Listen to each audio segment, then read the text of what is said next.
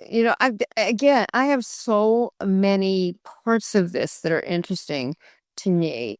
And one of the things is I want to say let me just say this about death. And I'm very committed to this idea until somebody proves me wrong, which will be interesting, and then I'll shift. But I believe that we die the way we've lived. And I've walked or watched and witnessed and participated in a number of deaths along the way of my life. And several of them are in the book. And they have all just been brilliant teachers and for me, the deathing piece. Mm-hmm. And I have yet to meet someone who did not die the way they lived. This is the Grief Talk Podcast with Vaughn Solis, helping you heal after loss and life's hardest hits. Today's guest is Dr. Nicki J. Monti, a private practice psychotherapist and world-renowned teacher, group leader, speaker, television and radio personality, and author of several books, including Stuck in the Story No More, Breaking Down the Defenses That Define You and Bind You, and Our Love Matters, Find It, Fix It, or Let It Go. She has long been internationally recognized both privately and on reality TV as therapist to the stars. Dr. Nicki's main interest is identifying and learning how to dance with the patterns that guide our lives. She's known as a straight-shooting teacher who truly believes that change is a matter of choice.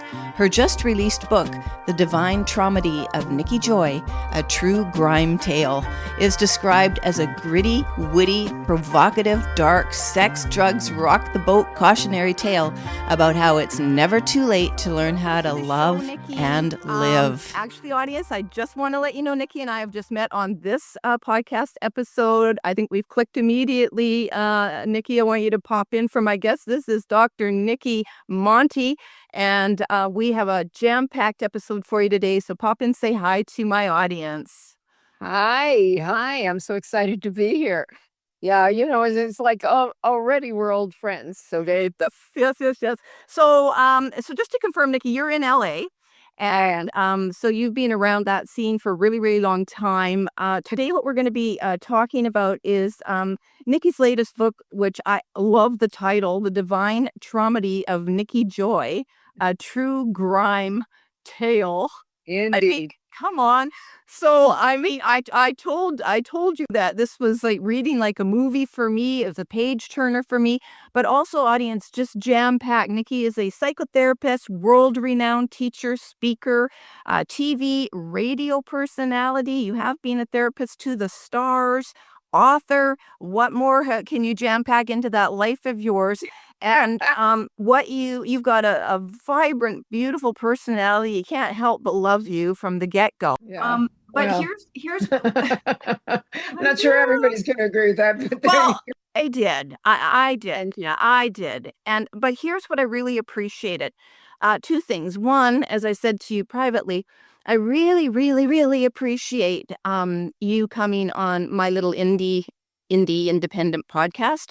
My work is passion, as I told you, purpose, and I keep going with it for messages because no matter how big, how small, I'm all about if you hear something that helps to change your life and help you heal, then that's why I'm here, and I know it's why you're doing your work and why all of my other guests do their work. So thank you. Why it's not a drop down for me to go on and I did make the podcast. The work is important. I know it. And I appreciate that because one would look at maybe your bio and kind of go, which I did. Ooh, wow! Why would she want to come and talk to me, little old me? And so I have my own issues of feeling secure and confident, and that brings me to my second point. As a psychotherapist, just as who you are, I so appreciated you going so deep and vulnerable and raw in this book. And you laid it all out. And as you say, there's stories you didn't tell, but it's not about the stories as much as it is about you being so honest and truthful about your feelings and the struggles you've had loving yourself, and other things, I guess, developing confidence, whatever. You're going to talk about that. So the reason I thought your work is so important to come on Grief Talk is you have extensive experience, and we're here to talk about your long goodbye, with your husband who passed away remind me, was it 2022? 2020. 2020. 2020? Um, and the 18 months, there was an intense 18-month period that you were by his side through his cancer journey, and he eventually passed away. He was, the love of your life, and Not really. he wasn't the love. he wasn't the love of your life? No, I'm now with the love of my life. Oh, you're with the love of your life. Okay, but at the time, did you think I he was remember, because at the end, remember, that's my happy ending. I know that's your happy ending. Yeah. Did you think he was the love of your life when you were with him? I did not know. I was just looking at this piece again because I'm about in March to do a TEDx talk, which is I'm super jazzed about. Yeah. And it's a big platform, and I'm excited about going onto that platform and hoping that that'll lead to lots of other kinds of things too. But at the time, I did not know that I was capable of full commitment to love with a primary partner. I was capable of commitment to unconditional love with my clients. Yeah. But they're here, we do the thing, and then they're hello, goodbye. And I was very fervent and passionate about that. And I thought love beautifully, but I did not feel love the way I believed other people felt it. And I thought, oh well, when we're sort of psychospiritual kind of people, and we've done all the things that you've done, and many, the things that I've done in terms of seeking and working with, multiverses and whatever. We have all kinds of language that gets us off the hook, right? And we will use that language. So, for instance, in my case, I told myself, well, that's just not my path. That's just not my way, which is so nonsensical. I mean, first of all, I love when people say, I'm not on a path. I know I'm veering, but here we are already. Yeah, no, talk what you need to say. I know I'm not on a path. I'm not on my path. Or I want to be on my path. You can't not be on your path. You're on the path you're on. When you're on it, then you can step over to a different path or whatever. But there's no such thing as not having somewhere to walk, swiping on something. Either it's a lousy foundation, or it's very fragile, or it's powerful, or it's whatever it is. But anyway. I told myself that because I had worked so hard on self-love and other love, and self-acceptance and other acceptance, and freedom from judgment and complaint and all the things, which had gotten pretty good at, except when I wasn't, which is, always my way of saying things, because I think, we are, except when we're not. So I loved Konrad as much as I was able to love a person who was in my bed and in my head at that time.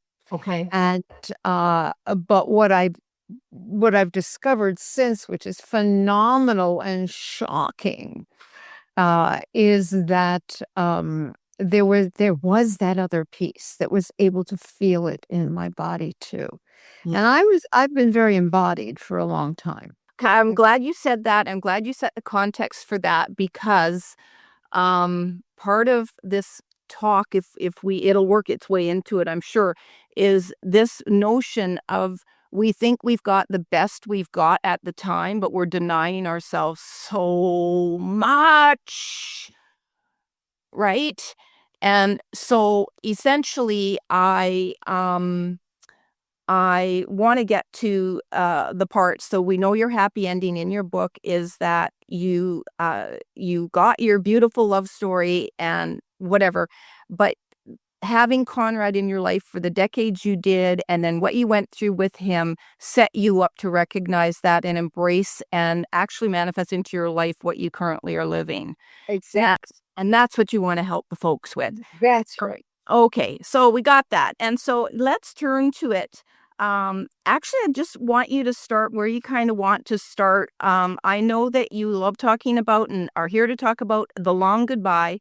So if you want to start with things about how that transformed you, and I do have an audience segment that's very interested in spousal death and support for them.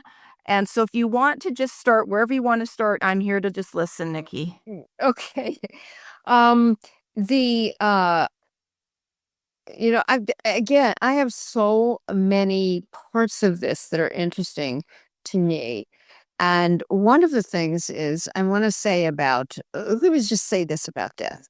And I'm very committed to this idea until somebody proves me wrong, which will be interesting, and then I'll shift. But I believe that we die the way we've lived. And I've walked or watched and witnessed and participated in a number of deaths along the way of my life, and several of them are in the book. And they have all just been brilliant teachers, and for me, the deathing piece. Mm-hmm. And I have yet to meet someone who did not die the way they lived. The jubilant die jubilantly, so to speak, with the pain and whatever. Yeah. The complainers die complaining.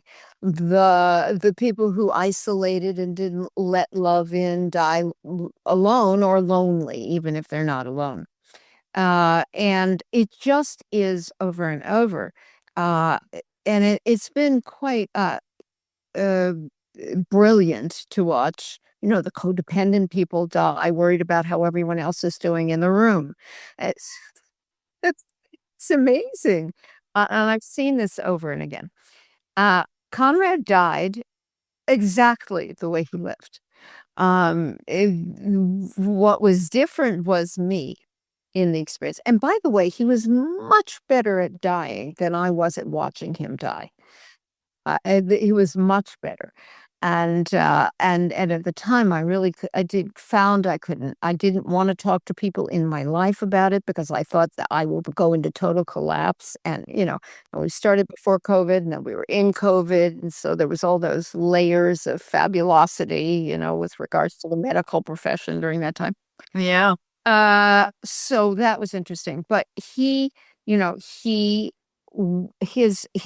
actual death story, and I start with it in the book. I give a glimpse of it, and then when it actually happened, I give a longer story about it.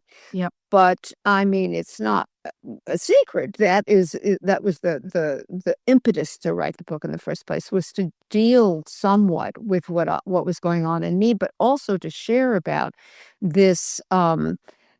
What happens to the caregiver? What happens because the patient has one thing to do, which is to try to, in his case, to try to get better, Yeah. right? And they have a very specific purpose. And there's so much powerlessness on the caregiver side. There's just so much powerlessness. And A thought just coming to me though, Nicki, on that. So when you just said it's the patient's job to get better, and that's what they want. that was exactly what I was going to say. And so Yeah. doesn't that play a huge part of it too? Absolutely. When you're seeing, and they just really want to allow themselves to transition, to get ready to transition to actually. Yeah, no, not Konrad. He was not that. He was not. He was he a fighter, and he wanted. Yeah. Oh, he not only was he a fighter, but he was absolutely incapable of believing that he was going to die. He was like, I remember just a few, I don't know if this was in the book or not, because again, it's too many details. Yeah. I already questioned myself about how much detail there is in the dying process, and in what happened right afterwards. And I really put that in. I cut a lot of it, but I put that in as much as is there because I wanted to communicate that the caregiver is, that it's not like, oh, I'm just wonderful and I'm an angel in this process. Oh yeah, no. I've been a good person, so I'm a good person now, and I don't have any problem with it. And then he goes, and then we just do this funeral, and then it's on with life. It doesn't work that way. Right. And I was prepared. And this is the funny thing. You can't be prepared. I don't care how prepared you are for birth, it's a surprise. I don't care how prepared you are for death, it's a surprise. Yeah. I don't care how much you are prepared for a big shift, how hard you've worked for it, it's a surprise. Yeah. When I got to the other side of self-loathing and into self-love, I was, Mm-hmm. how did this happen? Oh, decades of hard work. Okay. But still, how did this Here's a question for you. And I have to just ask you personally, because again, you may have alluded to it in the book, but it's filled jam-packed with so much and you go back and forth. So I just want to clarify, how much self-loathing were you feeling still with your decades of work um at the time you were going through this 18 months with Konrad? And did it shift? Yeah. I wasn't feeling self-loathing. Okay. I just wasn't feeling like I was the angel at his side I should have been, you know.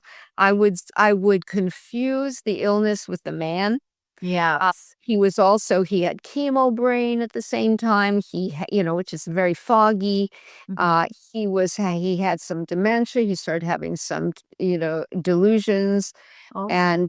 But the whole time I think it was a month or something. So the last month when I said, "Hey, honey, I'm thinking about selling your truck. Yeah, I Have you?" remember that part. Yeah. And he said, "Well, I don't think so. That's not a good idea." Yeah. Way up and Yeah. okay. He's So like, at this point, was he becoming, I don't really want to use the word delusional, but like just you say what you want to say, because I remember vividly that part in the book, you saying that yeah, you wanted to sell it. And this was kind of near his dying, wasn't it? And yeah. so it was obvious that he was never going to drive the truck again. It wasn't obvious to him. That's why I'm He would have limerent moments, and that was different. That was different, where he had death visitations and things like that. yeah. But I thought they were visitations. But the psyche They were. prepares us for dying decades sometimes, but certainly years in advance. And we start to have these dying dreams, and where people come and have conversations.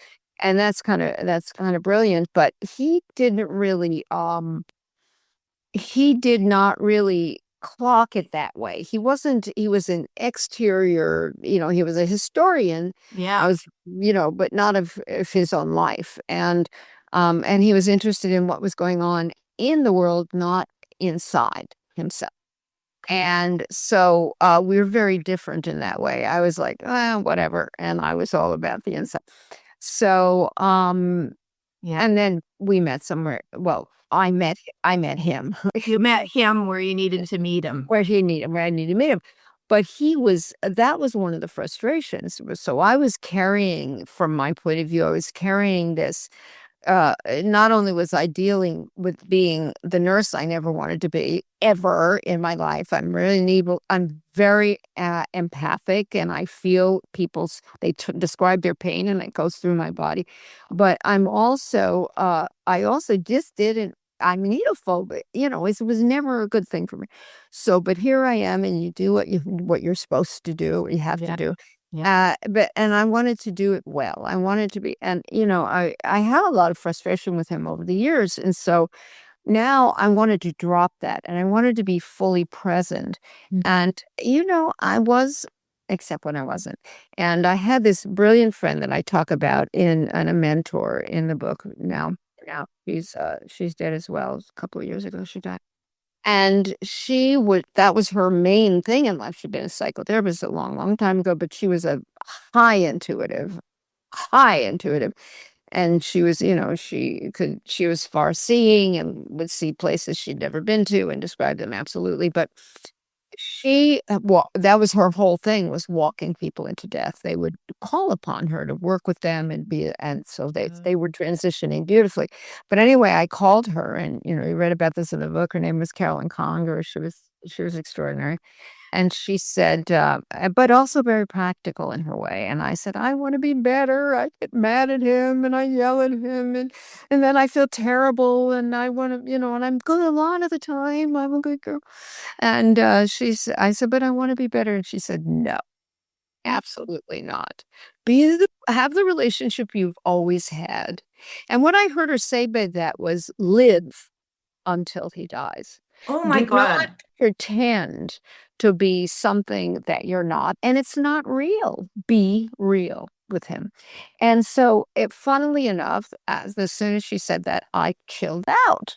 I was less anxious and less angry and less complaining inside myself about it all. And I was tired.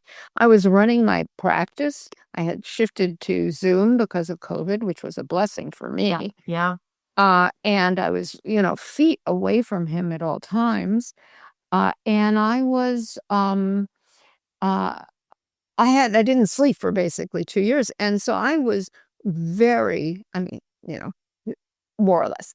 It was hard and all these extra people in my house when I finally started allowing caregivers in, because I did the first leg. His first cancer was throat cancer.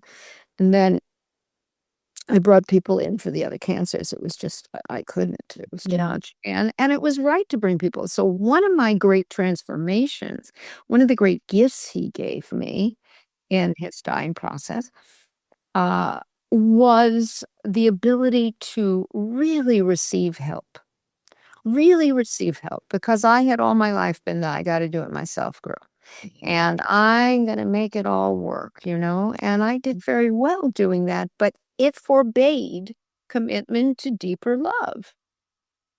What Because love, what you're saying, I just want to stop for a quick second. You've made two really, really good points that I also want to just really briefly say to the bereaved parent or anybody else bereaved audience. So have the relationship you had with them. In your case, it was with Konrad while he was, getting ready to die.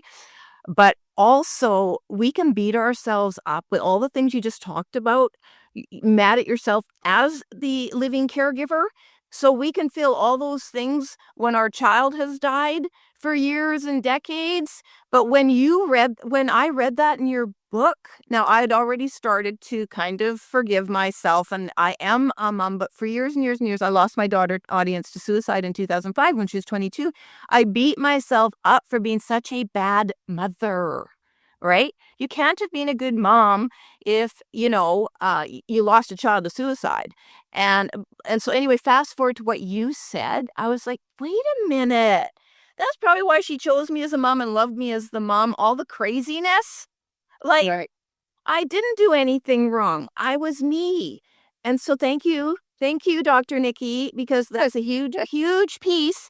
And also for people watching this and reading your book, watching or listening to this and reading your book where you give a lot of detail, be yourself. That is, it's a huge piece. And that's me living with bereavement since 2005 as a bereaved mom. So I really, really, really love that. And also I just wanted to say what a gift he gave you by being able to ask for help.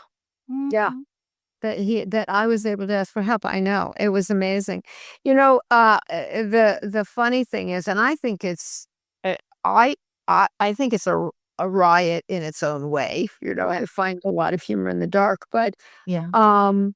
that talk about dying the way you lived, right? Yeah. As I say this to young people too. So I said, if you want to be, I mean, what do you want your death to look like? What do you want to be remembered for? I sometimes have people write their obituary and then work backwards towards what they say they want people to say about them, when they die. Because it's, we don't, it's not automatic. Age does not automatically bring wisdom. No. This is a misunderstanding. You have to seek wisdom. It doesn't just land on you suddenly at a certain age. Yeah. But when, Konrad woke up the morning of his death on the 26th, that he said to the caregiver that was our main person, and she was, had become part of the family basically. And he said to her, this was in the morning. He said, I don't think I'm going to make it through the night. Don't tell Nicki. Okay. Like, so Konrad. I know what he was doing. He thought he was, and he always got this a little, he really did always get this wrong. He wanted to protect, he was the protect and serve guy. He was a warrior. He was to protect and serve. But he was always protecting me around things I didn't need protection around. So here's the protection path. And he was always walking right there beside it, never quite on the protector. Or as we like to say, he was throwing down capes where there were no puddles. I mean, and you're just like, no, what do you mean don't tell Nikki? A, I'm gonna notice. Yeah. B, you know, Yeah. B, why would you rob me of this, rather than being on my Zoom call with Yeah. client, being with you the whole time. So when I went into him and I said, and she suffered, this woman, this caregiver, her name's Debbie, and she suffered over, do I tell Nikki? Do I honor the client? Do I, my patient? Yep. What do I do? It's like, no, there's no doubt. So finally she came in and she told me, I need to tell you. I That's said, great. fantastic. Thank you so much. Yeah. And you understand, come in is like 3 minutes. It's not even a second away. This isn't like, I don't have a four-winged house. I have a Yeah. little. Yeah. And so, I forget, Nikki, did you ever tell Konrad that Debbie told you? I don't think you did. no, what I did was I called my assistant, Yeah. who books my clients sometimes and all that. And I said, he's virtual, but he's been with me for 15 years. And I said, shut everything down. And it was a call he was waiting to hear. I said, Yeah. shut everything down. He said, okay, got it. And so I went in and I got in bed with Konrad. He was, he had gone from 200 and I don't know, 40 pounds or 30 pounds to 80 pounds at that point. And so I got in and I would snuggle up to him for a little time each evening before I went up to bed, escaped into my Yeah. upstairs room. But anyway, and I snuggled up and I said, I have good news and bad news. And they're the same news. He said, what's that? I said, I'm going to be with you all day and all night.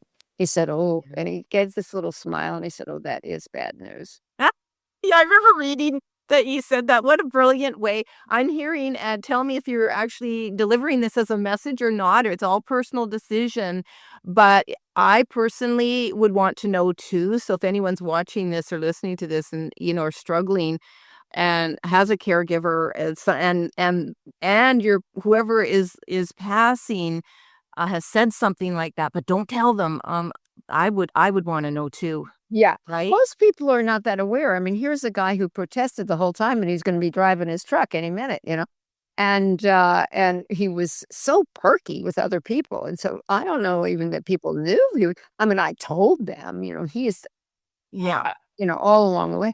But then it was also COVID. So people didn't want to come because they were in thing and he was so immune compromised. Yeah. Yeah. So he didn't have that many people who would come anyway, but he did, but they came. Yeah. So when he said that, and yes, that was, and of course I was with him, and of course I had a plan because I'm giving up. I am the do it all person, kind of, sort of. So have a plan. It's going to be this beautiful ending where I'm holding his hand and we're The movie. and of course, and I dedicate all this time to him, and he's blah, blah, blah, blah. And and of course he as many as many people do, their whole family will be there, and it's very common for and finally they manage, like, oh, everybody's going to go eat a quick bite, and because they see the patient seems fine and all the time, and that's when they go because they want to be alone when they go. And there's no question that Konrad did not want me to see him. He thought it was protecting me to just go while I was at it. I got up for 2 minutes to go get coffee and go to the bathroom. Yeah. And I came back, he was dead. And what was great, again, such a beautiful, such a purposeful ending. He had a shaved head, and So Debbie had this ritual every week. She'd shave his head. So she was shaving his head and doing all the things. And she was rather busty, as am I. And so that way he loved that. And uh, everybody says, well, he went the way he wanted to. It was a big busted Bonnie shaving his head, and he was purring when he went. And that's what I'm saying, and it's so kind through the whole, and he was just really kind then. He had come from being very, very, he had a lot of rage in him. And he had a dreadful childhood, and so, and he had finally gone to therapy. He was 20 years sober when I met him, but he wasn't sane. And he ended up doing 4 years of therapy, but it was like a good beginning. Yeah. And but it wasn't cured, so to speak. He wasn't really in management. But in this experience, there was a gentleness he must have known the whole time. The other thing that I did that I strongly recommend is we had very different spiritual beliefs. He was raised a Catholic. He left the Catholic Church because they stopped doing the Mass in Latin. That's how Catholic he was. Wow, ritually oriented, and we really were in very different places spiritually. So but we talked about death in the last 6 months, certainly, of our relationship. But he was very, I don't know what I would say, superficial in the way he could discuss things. He just would not go to certain places. He would go to it briefly and then not do any really deep. But I said to him, what do you think happens after we die? And that's in the book. And he said, well, I don't. He said, well, I think, people go to heaven, but I'm not going there. And why not? Well, because, and I don't think this ruins the book. You read it again and you hear it differently, right?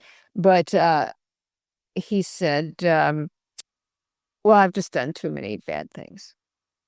And I said, well, to me, you've lived an immense-filled life. I don't think that would be. He said, well, maybe I'll go to purgatory. And I said what I believe. I said, I think we're in purgatory. This is where we make our decisions about the good and bad of it all, how we're going to be, or how we're going to greet our humanity. I think, and I don't know that I said it all that way, but at the time, but I said, Yeah. So for you, that's kind of what the opportunity was, is you can change it. You can change your experience of transitioning, dying. Yeah. Or you're living. And yeah, well, true. But I'm thinking, you know what, Nicki, I always think about, well, not always, but I live life like how I want to, I'll just say, be greeted at the pearly gates. I'm very spiritual. So obviously I know that we transition, but I am of the belief we do have a life review, and I want it to be great. I don't want any boxes unchecked. So that's how I live my life. So that's not what we're here to talk about, but what you're just. But I'm not sure what great means. Well, so for me, what's great for me, which means having things not left unsaid. There's been too many deaths, so to take the higher road, to not choose conflict in my partnership, not to keep working on myself for the other person, but to be the best I can be for me. So that's it. Like, that's what I mean. Yeah, and so, but I don't want to be struggling with regrets on my deathbed. Simply said, if I should go on my deathbed. So, but the thing that I was going towards is this conversation around bringing in people who were more on his conversation wavelength, so to speak, which is what I did. There was a priest that started working with him. And he was just fantastic. I just dug this guy. And he was such a lovely, and it was just Bashared. It was really meant to be that this particular, but I found him in the, priest near me kind of thing. And how it was like, and he was so fantastic. It's, what do I know? As I went to contact a local parish, and he was brilliant. And perfect, and they laughed and they talked about them, whatever. And in the final analysis, I was part of that process. I went and did a ritual with them that was not my ritual. But it became our ritual. And the same thing with Debbie. She was very Catholic. And so she had conversations with him that I was not going to have with him. It just wasn't going to happen because it wasn't my deal. Though we had some crossover beliefs, mostly, it wasn't my specific, which is fine. But the point is, I looked death in the eye with him, whether he liked it or not, But what you're saying again is so important. So people out there listening, it's not, here's what I'm hearing in a way, that the caregiving experience, your role as a caregiver, his role as the person who's dying, okay? It's not really about you, it's about him. And right. So for you to do that and bring him people to converse with, the priest and so on, because you couldn't give him that, but you're honoring that part of him, your differences, I think that's brilliant. I don't know how many people do that. Yes, I don't know either because, to the end, we're like, think the way I think. Or not. Okay, so actually, so now I'm remembering that you've said that, and my brain has never thought of that before, but I will remember that because if I ever found myself in that situation, it's not about me. It is to a point, but that has to be also about But it him really too. isn't, and I, and again, Konrad was so grateful and all the things, but it was really hard. So meanwhile, he's 87, right? So he's got a little dementia happening, and I'm watching this brilliant man kind of, cover when he can't remember things, as everybody does, one way or the other. So there was there was sadness, and I felt badly for him, and so I did all I could um to stay stabilized. And one of the things I did, PS, and this is in the book, is that after the first cancer and the other cancers came in, we had these 2 months off, which looked like we were going back to business as usual, but it didn't because he had all these new cancers rush in. Wow. And one thing I did during that time is I reached out, and now here we are in Zoom. Now all of my mentors, teachers, and most trusted people are dead at this point. So at the point of this story, and so except for Carolyn, who is still alive, so I reached out online to find I think what I looked up was spiritual therapist or something like that. And I found this amazing Englishman who's living in Spain, which only in the world today could that happen. I looked him up. He's wonderful. He's so great. He really is. And he's doing a lot of work. He's got online courses. Anyway, he's still fabulous. And he was fantastic. Yeah. He stood in truth and compassion simultaneously, which is quite the art.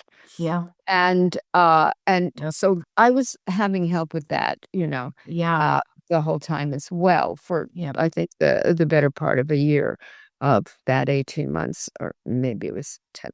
I don't know what. Yeah. So I love that you took care of yourself. Well, yeah. It was take care of myself, or there's going to be nobody here to take care of him, because I was a mess inside. And then the other thing that happened, because I have the gift of being able to work with other people who are in their struggles, or not really. Most people, I often people come in and say, I'm struggling with anxiety, and I say, well, what are you doing about the anxiety? No, may I have it? I said, well, that's not struggling. Struggling is an action.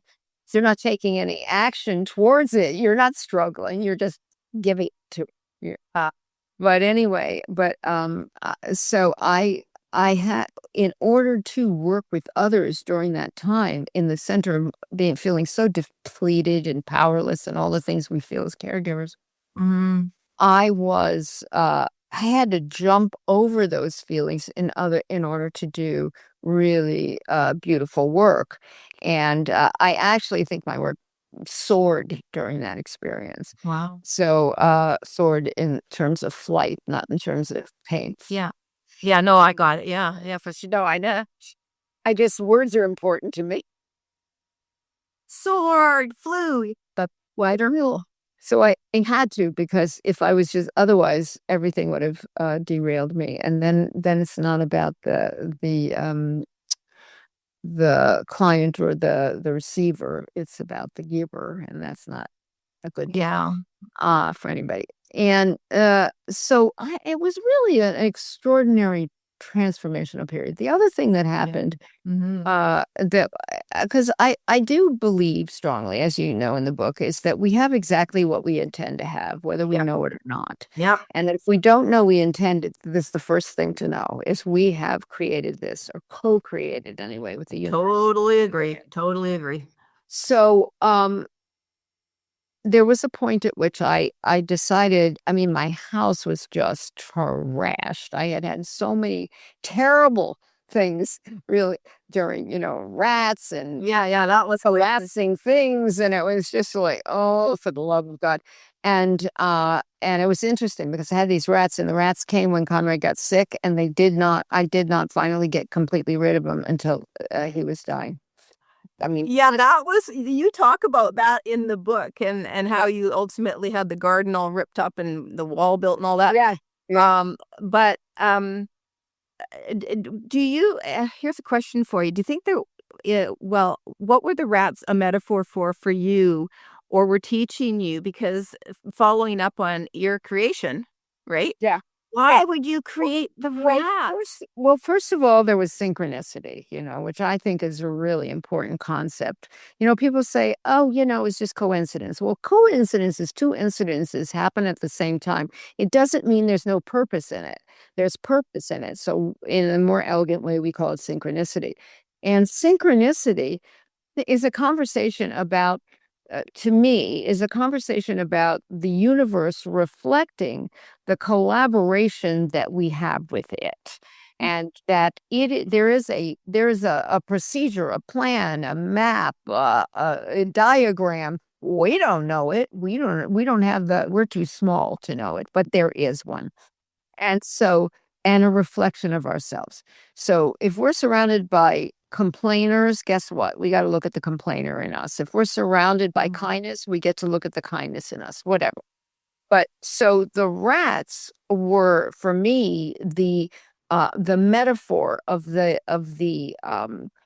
kind of the dirty stuff that was unrecognized, that remained unrecognized in me, in us, in our relationship, the challenges that were kind of hidden in the dark and nibbling it away at us. And so well, in whatever estrangements and whatever hesitations, and all of that. And they were just, and they're an instinctual part in a lot of ways, because they operate instinctually, right? They, where they're going, how they're getting in. They get in. They're tenacious. Rats are so tenacious, unbelievable. Wow. And yeah, it was really, really interesting and horrible. I mean, horrible.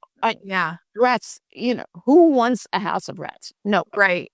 I think maybe there's someone somewhere, and probably they're never going to be my best friend, but anyway. So but this was going on. But I'm going to get onto that.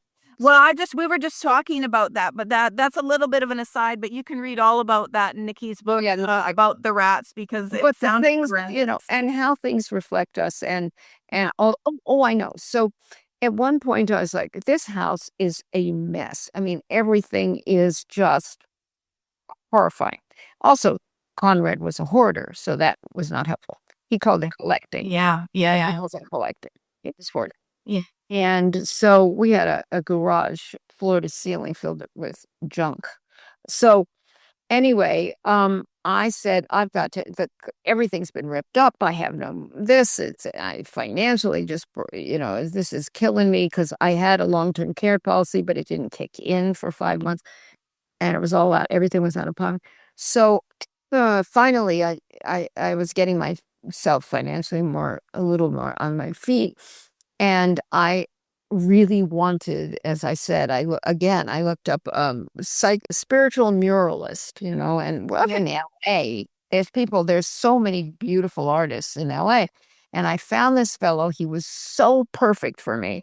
And he came in to do this mural in the backyard. Yeah. And it took forever because he would just work with me on Saturdays because I was, he was kind of, Yeah. we had a great spiritual romance, and we just did that, and I knew him and he knew me, and so he was, doing really important, very wealthy people and me.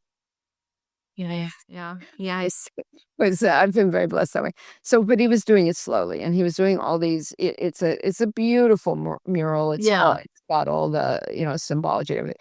But it was just Debbie, he, and I were there when Konrad died. Just the three of us, and he was in the garden, And I went out and I said, "He's gone."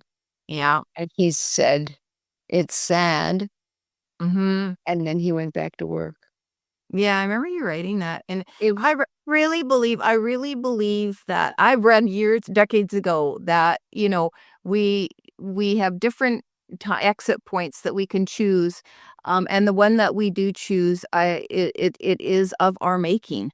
So the people who need to be there are there, but I also kind of think when people are transitioning, I did a stint. I was just going to tell you, palliative for a couple months, about a year after my daughter died, and it was the most beautiful, beautiful time I spent with this lady who was in her 80s and dying of cancer. I was a care worker, and I wasn't there the day she died. Because the family got rid of me because they were literally had a lawyer hold her hand to change her will, and I couldn't go back after that. They fired me because I didn't call the family on it, but I just said, you're making things difficult for her, because I could sense I was with her 12 hours a day. Anyway, but that it is a beautiful process to actually, I think it's a gift. I've talked to people who've had people like their moms and that die in their arms, and it was beautiful. Beautiful. Around that, right. So I think it was right before this or right after this, a client of mine, a very close relationship with her mother, her mother died. She was singing to her. They had the music on, and she's singing to her mother, and her mother died in her arms. And I was like, "Get out of my face." I'm so jealous right now. But listen, to each their own, and it was a beautiful thing, but that's rare. Yeah, I think we got to say goodbye a few years ago to my husband's brother-in-law, and my husband's brother, so my brother-in-law, and and it too was really special. The moments that the whole rest of the family left the room, and it was just my husband and I in there, and I thought to myself, well, what am I gonna? I wasn't that close to him, but what do I want to do? So you know what? I just stroked his face. And he looked at me, and I don't even know if his eyes were open, to be honest. But I knew he felt it, and it was just really special energy. And we're so grateful we had that time. Anyway, you can't stop death, right, Nicki? You can't stop it. You can't stop it. So make it what you can. So I do want to say, and let me say this to everybody in your listening audience. Yeah. And maybe the sound will go out beyond even your listening audience, which is do closure constantly. Do closure with the 45-year-olds in your life. Do closure with the 22-year-olds. Do closure constantly. Not like but I mean, I was just thinking about this great time we had together when we did such and such. You're so great at that fishing thing, or you're so great. I love going to movies with you. Whatever it is, do it constantly, because when somebody dies and there's all these things unsaid, it is very hard to let go. I know. It's very hard. And we have a responsibility, I think, to let go of the dead. This holding on that people do is not healthy for us, and it's not healthy for the dead, believe it or not, I think. Yeah, no, I agree. So, everybody gets to go on, and it doesn't mean we forget them because we go on. Yeah. It's not a forgetting of them. Yeah. It's a holding precious what how they live in our heart or in, and remembering when we were mad and remembering that they weren't perfect. With this idealizing of people after they die makes me nutty. These services, and there's less of that now than there used to be. These services where everybody's presented as this flawless person. If they were flawless, they weren't human. And Yeah. I want to celebrate their humanity. Yeah. Again, I'm going to take from this, remember who we were before they go, and remember who they were before they went. And, and be real. Be real. I just want to say, like, I've had a relationship with my daughter in the afterworld the whole time she's been gone. And it's very physical. I have now physical manifestations from her. And I'm starting to talk about it more, but since July, she's been calling me on my AirTag. And so literally she phones me, and I'm actually working with someone else, and she'll be coming on my show who deals a lot she channels Einstein, actually. And that opened my world up when I had a reading with her. But I was ready for that communication. So I did just want to, are you, do you hear a voice or do you have a knowing? what do you mean? Like, When she contacts you, do you hear I don't a know it's her. voice? No, I don't hear her voice. You have I to just know it's her because she calls me only at special times. So her death anniversary, her angel anniversary. Actually, it was her birthday and my mom's angel anniversary last week. On the Monday and the Wednesday, and she called me on the Tuesday. And it's to the point I missed and it's a very special ring. There is no ringtone for it. And I thought I caught the last little ding, and that would have been about the 13th time she's called since last July. And I missed it, and I was holding the thing in my hand, and she called back. It's to the point I will actually show it to my husband, and he'll just say, "Hi, Tress," say hi for me. Yeah, well, it's right there. So there'd been enough manifestations of it, actual calls, but we have had a relationship since the hours she died passed, and that's why it's hard for me sometimes to say dead, because physically they're dead, but they do live on. And we're not talking about that here today, but just for anyone out there who may want to listen to this or really want to hear from them or thinks they are hearing from them, they are. And so I actually want to ask you, was this a relationship do you have an ongoing relationship with Konrad in the afterlife? I do not. I am very much that person in life, and I think as you are in life, again, you're going to be like that. We live in pattern, and I don't think that pattern just ends because somebody does. Right. And I am a person who has been throughout my life. This thing ends and this thing starts. And I'm in the information of the old experience, but I'm not in the old experience. Yeah, I can see that. It just doesn't. And even, people would ask me that right away, is he with you? No. And the thing is that also, I don't, I don't, they don't come to me in dreams, which has always annoyed me. I mean, I will go. Many people have died, and then I remember somebody who was very, very close to died, and he immediately showed up. Supposedly, I don't really believe her, but he showed up in the dream of this chickie he was with for briefly, and she had all this stuff about him. I'm like, dude. One little visit, how would it hurt? But it just doesn't. I've not had that. My mother, the thing, Connor, other people I've known, and I've, had a lot of dying. And as like I said, and no, that's just not part of my thing.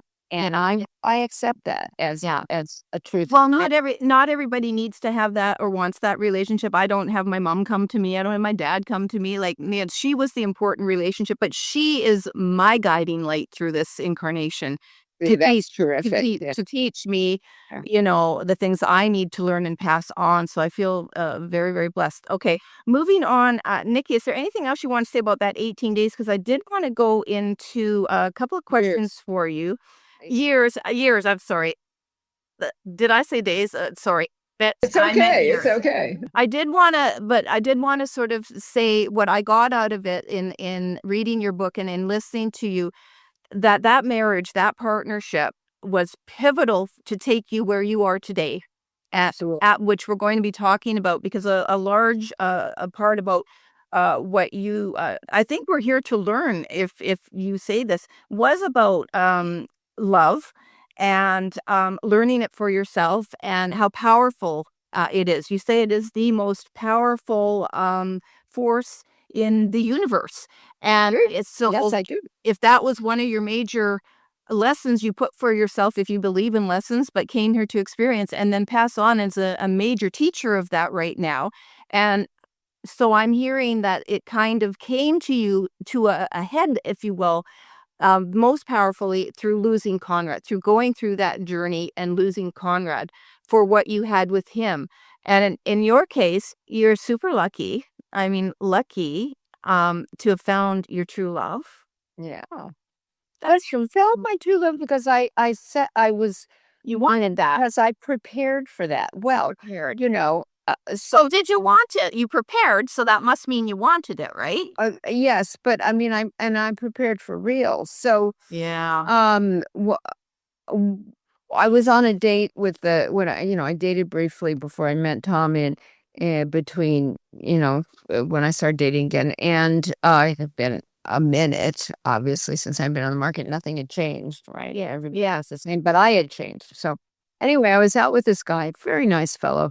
And he said to me on our first date, because he had been dating for a while, and we're of a certain age. It's just different when you're older and you're starting again. Yeah. So he said, so did you want to get married again? Now remember, I was married 3 times, so it's like, Oh, yeah. And so he said, do you want to get married again? And I said, I don't know.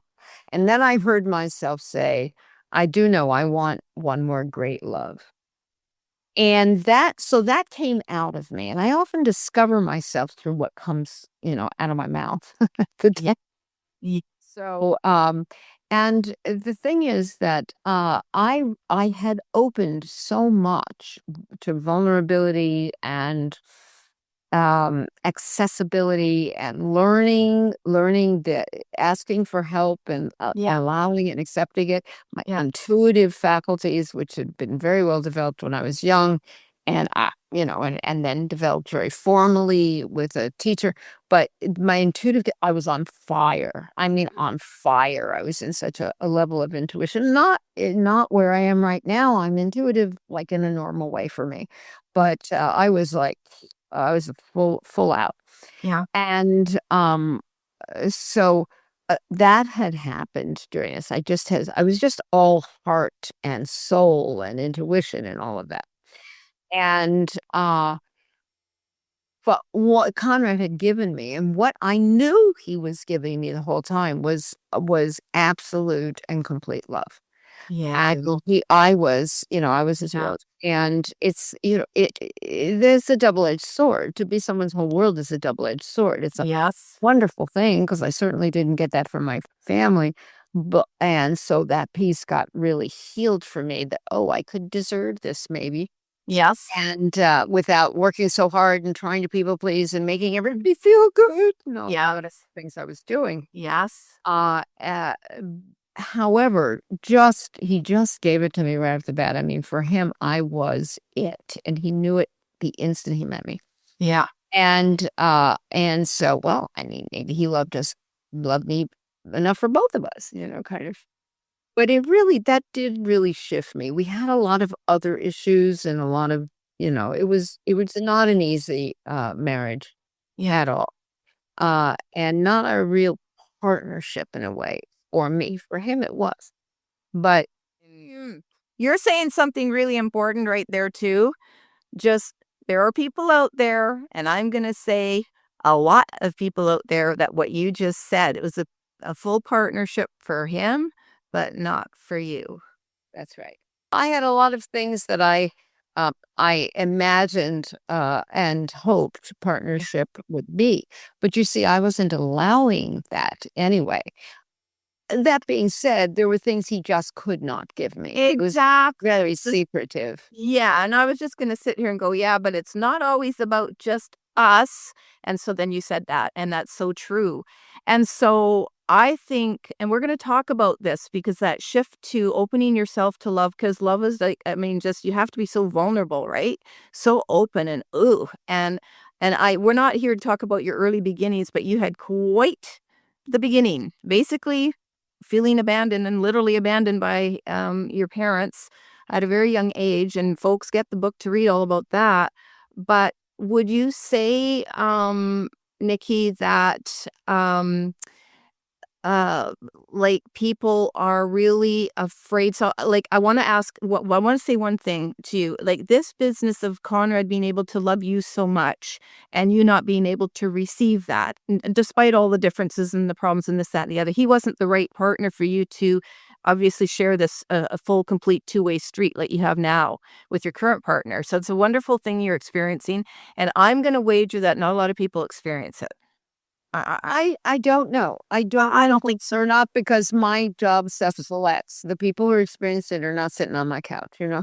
Yeah. And you know, people who are not sitting on my couch, a lot of them don't tell the truth about not experiencing it. So, you know, Right. 'cause But hey, people said that. yes, but having But said yes, that, I agree. your I agree. your incarnation is going full circle for you to struggle, Yes. struggle, come and learn. And Conrad's the big platform to learn, well, person partnership to learn, and other things, and learn.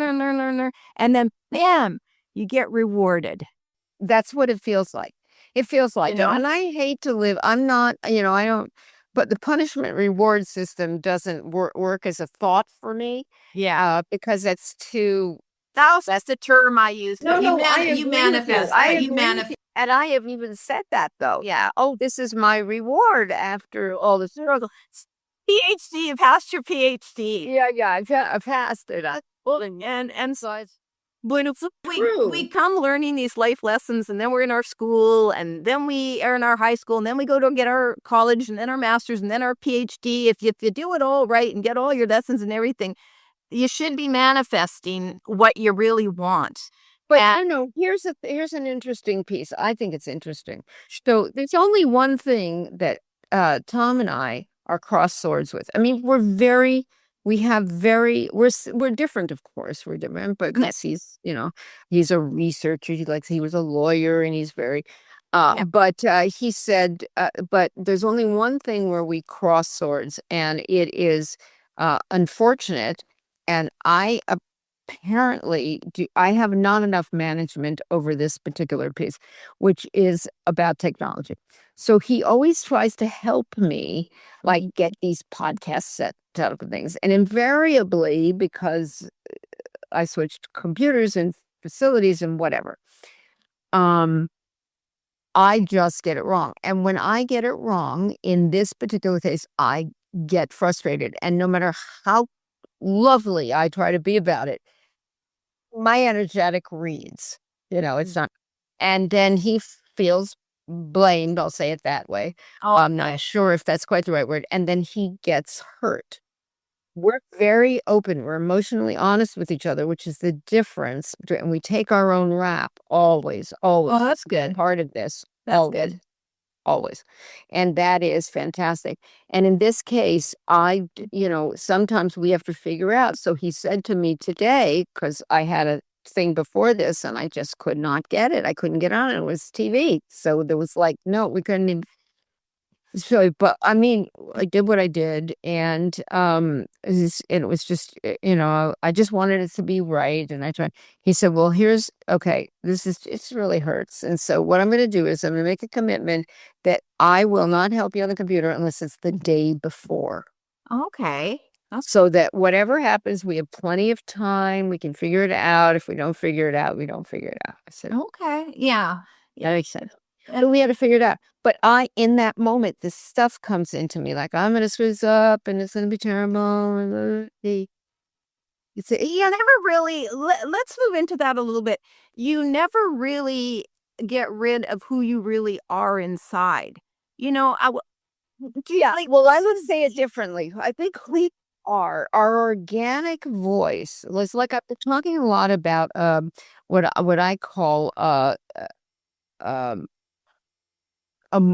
the oh no you let's go to the imposter syndrome, right? So many people feel the imposter syndrome. I'm going to go and I'm going to do this thing. People are going to see I really don't know as much as they think I know because I'm the expert, and they're going to ask me this or that.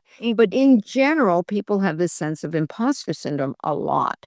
And I finally came to the conclusion this last year, that we feel like imposters because we are mostly.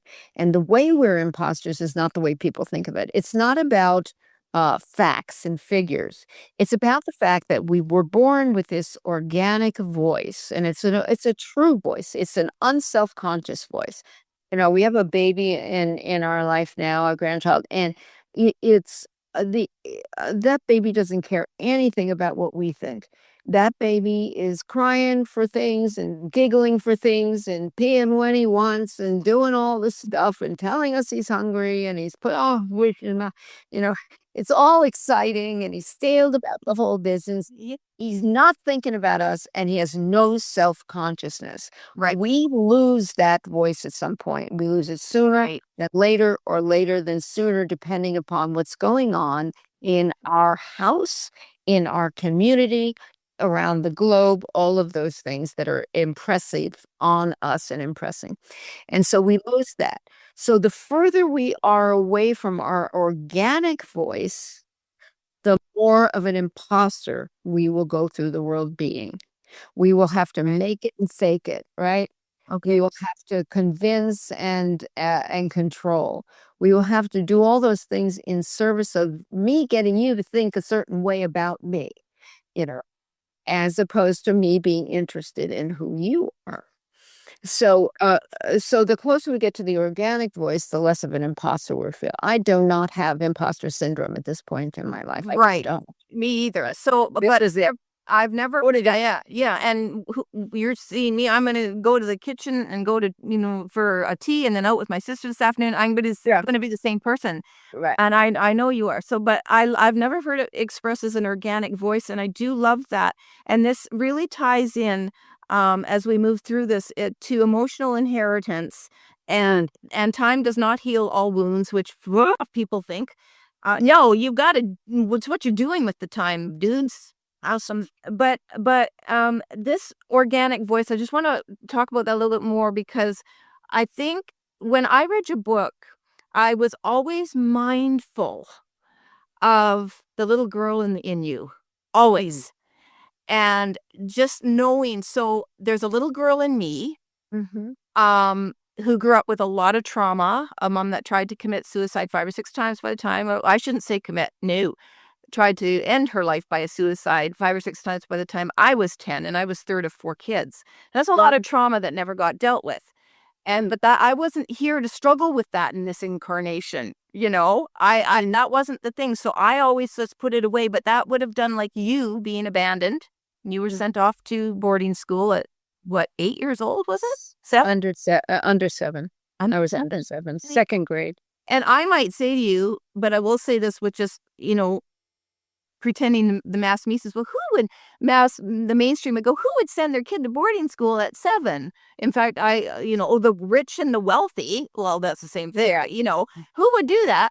But then no judgment, just wow. And I love how we can go outside of ourselves and kind of look at our life and go, why did I choose that? Wow, what an interesting pattern. And then you would see yourself as this little girl, and and all those. But when you're talking about the organic voice, I think that's what I'm trying to say. That organic voice, it's made up of everything we are as that innocent little being that comes here, and yes, gets corrupted and sidetracked in many, many different ways. But if it never really leaves us, Nicki, and that purity is there, right? That innocence that we want to take care of, which is, I think, how we heal. You can speak to that. Agree. How do we do we just keep returning to that? Do we stay mindful of that? Like, how do we stay connected to the organic voice? Okay, so first of all, let me start backwards and go, or at the end and go backwards. I think that, yes, the wounded child at various ages is always inside. We have all these different aspects inside of us. I'm pretty much Jungian in that way. So we have all these parts. They're all living inside of us. We're saints and we're sinners. We're oh, whores and we're celibates or whatever. So we have all these different parts, and we certainly have all these different ages of development inside of us. And some of them are more wounded than others. We also have the nurturing mother inside of us. We also have the abandoning mother inside of us. Everybody has that, because when we get kicked out of paradise and the umbilical cord is cut, that feels like abandonment, no matter who you are or how great life is about to be for you. But anyway, we all have these pieces inside of us, and I think it's our continuing responsibility to recognize when those get poked, when something comes up, and the fear kicks in immediately. The fear kicks in, right? You don't maybe recognize it as fear, but that's what it is. We great, back to the drawing board on what we've not eased and soothed and creamed and ministered to, right? B, we have a responsibility to call upon the nurturing parent in us, or the nurturing wise teacher, whatever it is for an individual, to be with that wounding. Okay. So we don't just ignore it and push it down or under the rug or anything, because that doesn't work. No. We go in and we say, "Oh, baby, I see. Wow, you got scared for a minute, didn't you? You got scared for a minute. I understand. I understand that was a scary moment. But you know what? Nothing's happening. I got you. I got your back. Nice. I'm here." Yeah. And so we're continuously responsible, rather than being mad at so and so or blaming that person for not taking care of us. How dare he or she? Mm-hmm. We take care of ourselves, and that's not cutting off care. That's recognizing that we're all the people all the time, and that we have the power to go towards parts of ourselves and accept them, appreciate them, and ease their pain. Mm-hmm. I love that. I love that. I'm going to remember that. Let's talk briefly here, Nicki, just about emotional inheritance. I really love how you say, and this is just a nod to it. I mean, people need to go much deeper into it, for goodness sakes. But I want to say that I haven't heard of it referred to as emotional inheritance. Just like generational wealth gets passed on, so does emotional inheritance. What do we need to be aware of when we think about emotional inheritance? Yeah, I have 3 things that I think I actually made up, which it's not that I made up the concept, it's just that I made up the terminology, which is the only thing that changes. Otherwise, we all know the same stuff. Emotional inheritance is one of mine. Emotional dysmorphia is another. That is not being able to see our beauty and our magnificence as it really is, and thinking we're bad, we're disgusting, Yeah. disposable. And emotional blackouts, which is where it's like a drug, it's like an alcohol blackout, except it's emotional, and we lose pieces of our life that way. In other parlance, it's called dissociation. But anyway, Yeah. okay, emotional inheritance.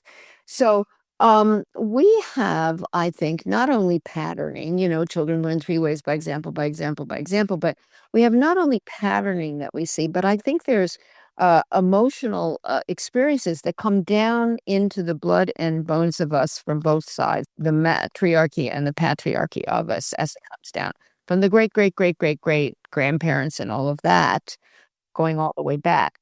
So emotional inheritance can include certain cultural inheritances. That's been, I talk about, I'm in Burbank, California, so I work with a lot of Armenians who float in from Glendale, and they really, whether they know it or not, when I meet with them, I can feel the generations of fear around being taken over by yet another country because they were, they were taken over so many times. So things like that. So there's the big stories that come down into us. The person who says, my great grandmother or my grandmother died in the Holocaust, or was in the Holocaust but survived. And they're still talking about it 3 generations later, about the experience in their body when certain things happen, you see. And it's not even if they weren't even talked about that much in the home, it just comes down to it. So we all have this culturally, different cultural things. Uh, and then there's the emotional thing. So it's very interesting that your mother, I forget how you changed it, but anyway, tried to commit suicide or Well, yeah, attempted to die because, there's attempted to die. Yeah. There you go. Attempted to die so many times, and then your daughter succeeded. Now, is that irrelevant? I don't think it is. No, it is not. I think that's a part of her emotional inheritance. It just is in our blood and bones. Yes. And there may be a soul piece too. Yeah, I was gonna say, we're not gonna talk about that, but there's That does some real life soul groups and stuff like that. Yeah, and whatever, yeah. just to recognize, isn't it funny? My so and so I never really knew my grandmother, but she was so blah blah blah blah blah. And or people will say you're so much like your grandmother, but I never even met my I saw her twice in my life. Doesn't matter, you're so much like her. How did that happen? Yeah, yeah. But the like trauma and cultural trauma, generational trauma, this can be passed down to us. Absolutely. And it's just to be aware, folks, that what you're experiencing, or, there could be connections to anything passed down through the generations, living, as you say, in our blood and bones. And just to be aware that, well, do you think that actually contributes to a lot of, for lack of a better expression, mental health challenges? Yes, Let I was just going to say one of the things is, Yeah. and this I start with the parents on this, right? So a lot of times we'll take the messages, both stated and covertly passed on, from our parents, and we'll take them deep inside of us, the maxims and the things that we heard them say or that we watched them do. And we'll take them down, and by the time they get into us for a while, they morph into our voice, supposedly telling us the truth. And it's not us. And we feel it's like, so one of the first things is to find out what's yours and what's theirs. So you can let go of what's theirs because we have enough of our own. And it's true from the grandparents and the great-grand, all that too. What was theirs that I have decided somehow, somewhere in me has decided that I must carry this. It goes all the way down through however many generations. And I need to carry this belief, for instance, of limited supply. There's a limited supply of love and money, yes, friendship and whatever. Well, my mother didn't seem to have that, but my grandmother lived limited supply, or you can never trust such and such. How did that get down into my system? Yeah. And how have I perpetuated? This is the important part. What have I perpetuated?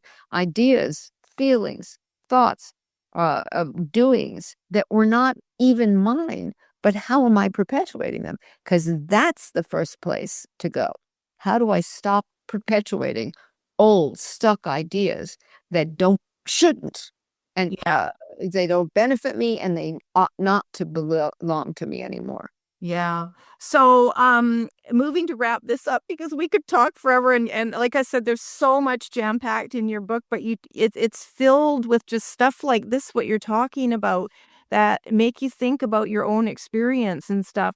So, but I wanted to so again, in that, it's recognizing, and I don't think you can talk about this at length today because of the time. So, Nicki, we know that we want to come back and continue a conversation built kind of on what you're just talking about now with this emotional inheritance and inheriting trauma and stuff like that. But we've both agreed that that's a separate episode, and we're both aiming to absolutely do a part 2 to this, where we can dive a little bit deeper and to those parts. So for the audience today, we just wanted to give you an introduction really to Nicki's story about caregiving, all the things she learned that her former husband and third husband, possibly to be a fourth, we're not sure yet, though I don't mean, was the great teacher for Nicki to experience the full love that she wanted to manifest in her life and now lives. So there's a lot in the book, and I feel we've just sort of touched like the tip of the iceberg here in talking about this stuff. So to round this out though, and this does kind of go to a nice conclusion for the caregiving piece, supporting someone through the transitioning death process. What you need to do to take care of yourself in that, to not lose sight of yourself, also to honor the relationship for what it really is, not make it something that's angelic when it really wasn't. So being mad at a person's illness and, all of the things you talked about here. But I would just like to end this episode, Nicki, with, and this is really important, why you say that we need to say the things we're afraid to talk about.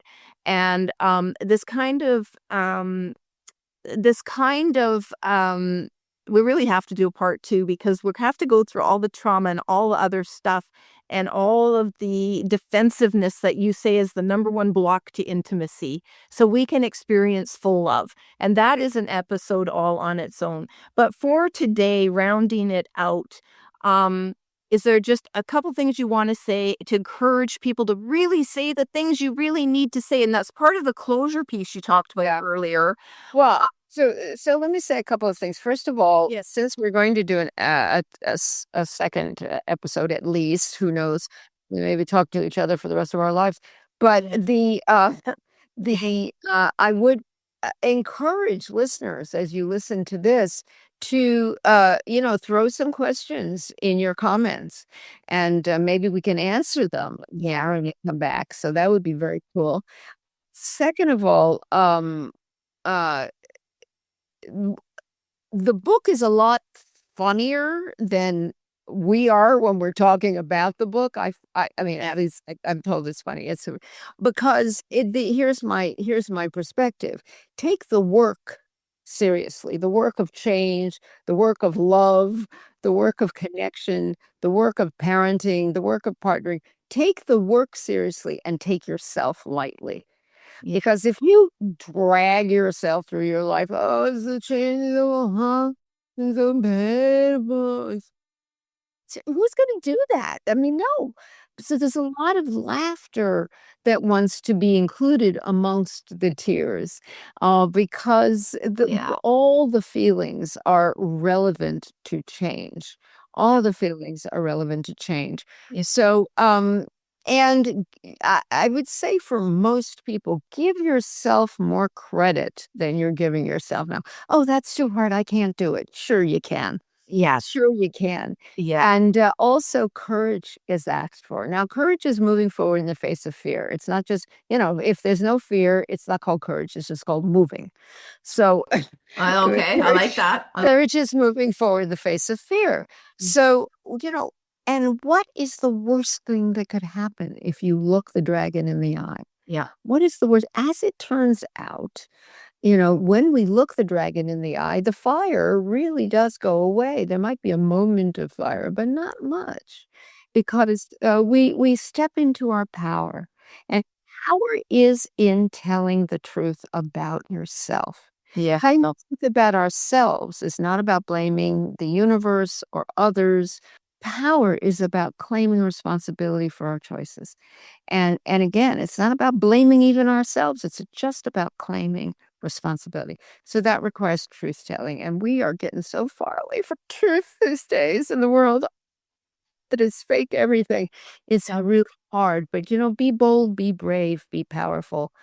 Use your voice, stand up, stop being small, and take the risk, because I can promise you money back guarantee on this free podcast, but I can promise you Thank you. that you will be well served, you're going to have a life you can't even imagine because, our life is way beyond our imaginations. We're limited by our assumptions and our histories. And what a great way to end this one. So we are going to schedule a part 2 because when we're going to pick up on that right where you said that limited by our assumptions. So Nicki, thank you for spending this time with me. Oh, what a pleasure. You fed the audience lots of stuff to at least get them thinking about lots of different things, and there's so much more to come. So audience, stay tuned, and I'll let you know when we're going to do a part 2 on this, and hopefully that'll be really, really soon. So thanks again, Nicki. Okay, thank you so much.